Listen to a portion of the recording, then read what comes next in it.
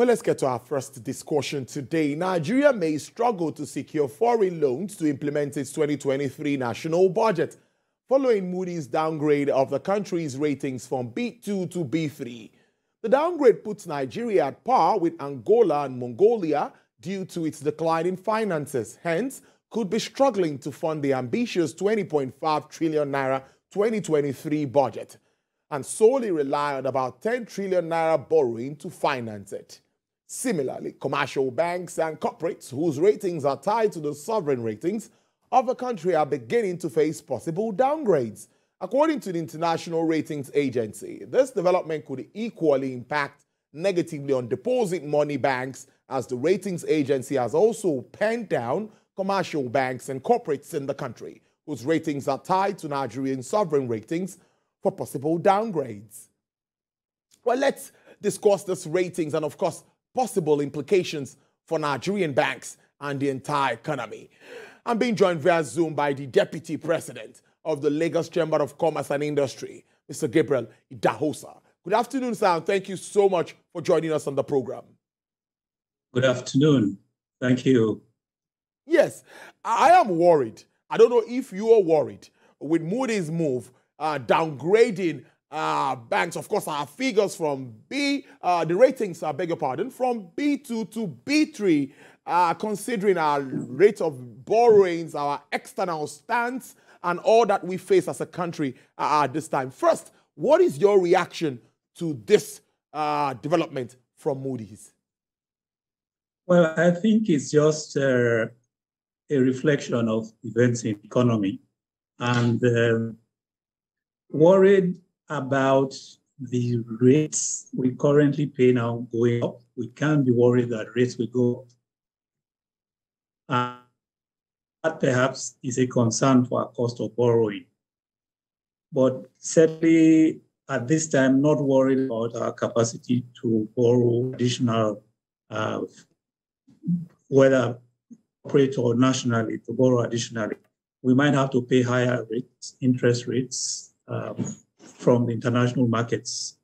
The reason being that neither the nation nor subnationals nor any of our corporate bonds have seen any default in payments, and our foreign exchange positions, both nationally and for the corporate, are certainly strong enough to continue repaying our existing bonds. So the worry is about the cost of borrowing that will go up because of the possible downgrading that the Moody has talked about. Moving on, some have argued that Nigerian banks, the capital base of banks are actually in naira and not in dollars. So they say that there might not be too much of this might not be too much of a concern if we look at it that way, and we've not had any form of devaluation in recent times.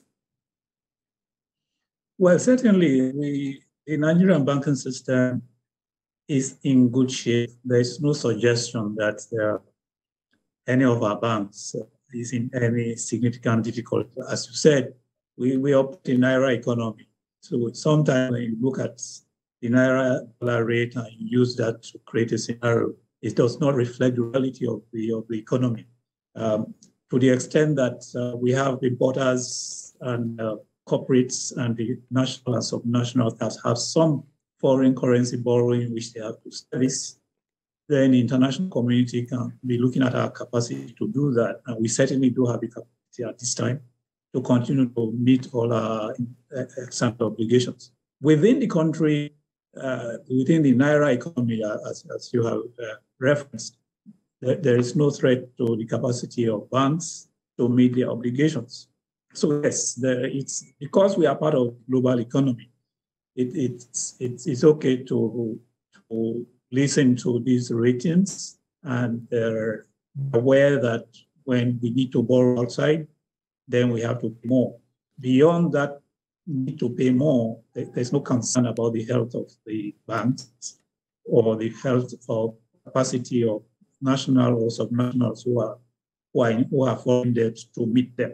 Certainly, the capacity to meet them is there. There are the greater concerns of our foreign exchange reserves and the capacity to maintain the value, which of course is threatened by decline in exports of oil and non-oil products and services.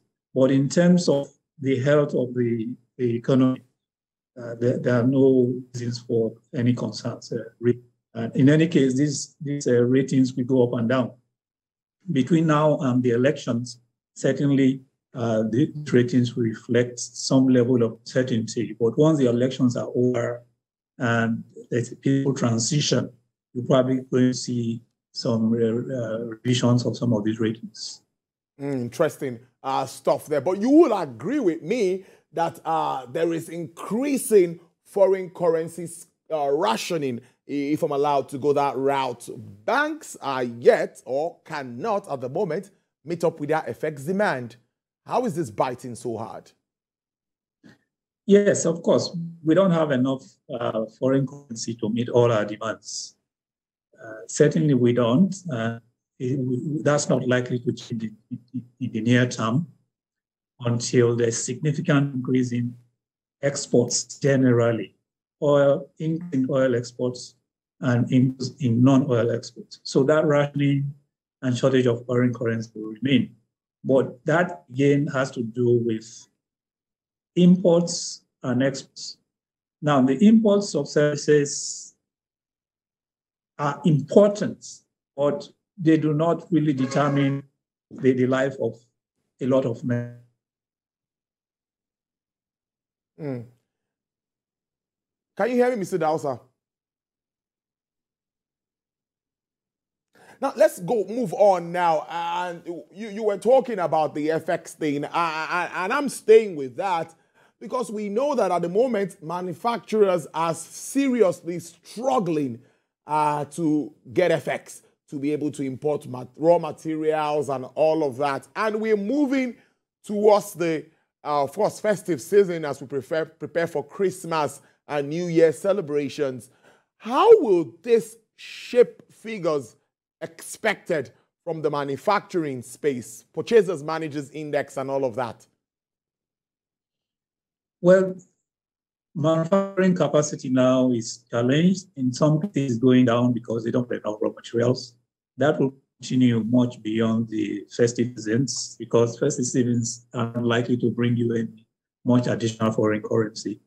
What will change anything is if the government succeeds in significantly reducing or ending the massive oil theft, and we immediately increase oil exports and begin to move foreign currency. Then you see the value of the Naira improving because the central bank will now have more foreign currency to address demands. But that has really nothing to do with the festive season. It has to do with our capacity to address the very significant, massive theft of crude oil we are seeing. So this season will be impacted to the extent that the normal festive demand will be there. The manufacturers may not be able to meet the demand, and therefore prices, we expect inflation to get higher than what from them where it is now. All of this certainly between now and maybe the first of next year before we see any changes in all those metrics that you are looking at. Well, you will agree with me that commercial banks also have this big issue, which is a very big one, big elephant in the cupboard here, or in the room, that's talking about non-performing loans. Banks have grappled with this for some time, and the central bank has been head-on regards to trying to reduce this. What is your understanding of this at the moment? Well, there are significant non-performing loans, and there are standard central bank guidelines on how to address them. All the banks, especially since we are coming to the year, have to address them. They have to make significant provisions where necessary. And what that means is their year-end performance be impacted. From the quarterly performances we have seen to date, the non-performing loans have not significantly adversely affected most of the banks. In other words, the size of those non-performing loans are not large enough to have any significant downside effect on their top line or bottom line performance. But it's still a matter to watch all the time.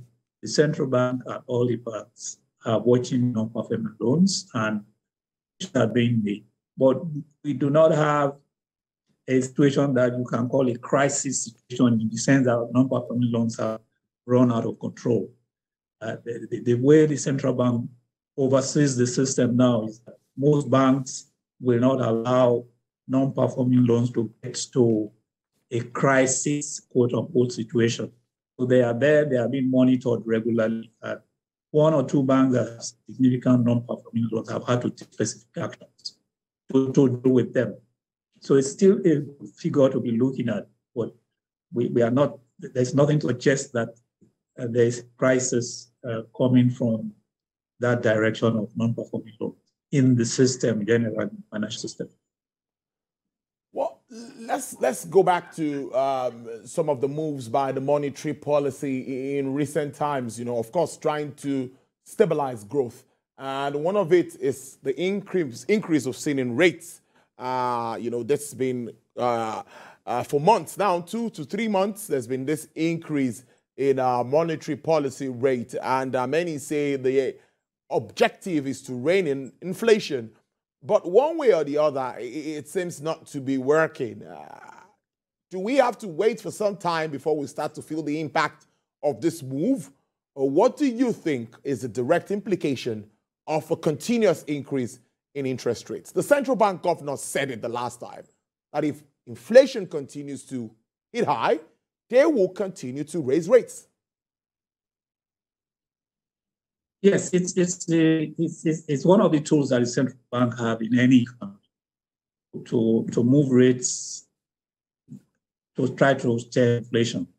But in the case of Nigeria, most of the inflation we see is what is described as the cost push inflation. Inflation we are seeing are coming mostly from the rise in cost of production, the result of our power situation as a result of shortages in our agri output because of insecurity in our lands.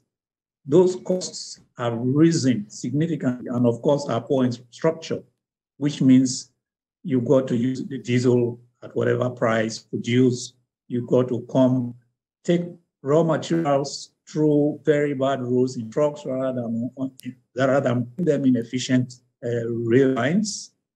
All that cannot be rolled away by just increasing interest rates.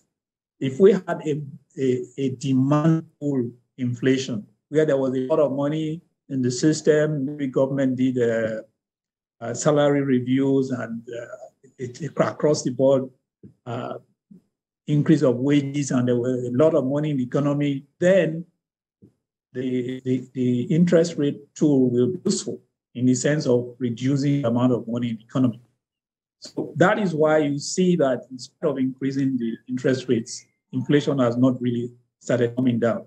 But the central bank will continue to do that because that's one of the tools it has, in the hope that at some point it will stem the current rise we're seeing. But certainly the real tools are outside the control of CBN. The real tools of finding a way to stop insecurity in our farmlands and across several states where even small businesses cannot operate efficiently. The continuous efforts to see that we improve infrastructure and power so that our costs manufacturing comes down. Those are the things that will bring down the inflation in the medium and long term. It's not going to happen in the short term. There's no real quick fix in the short term. Until that's concluded, then we can begin to see a reversal in the inflation rates. That's really is the reality that we have. CBN will just make some continuous effort. It has to play its part by continuing to do that. Then the rest of the economy, on the fiscal side, we have to see that we do a lot more effort in improving the main factors that are.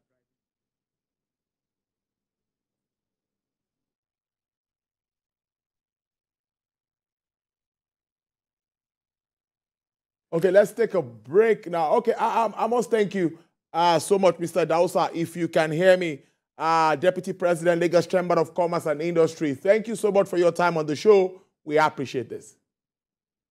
Thank you.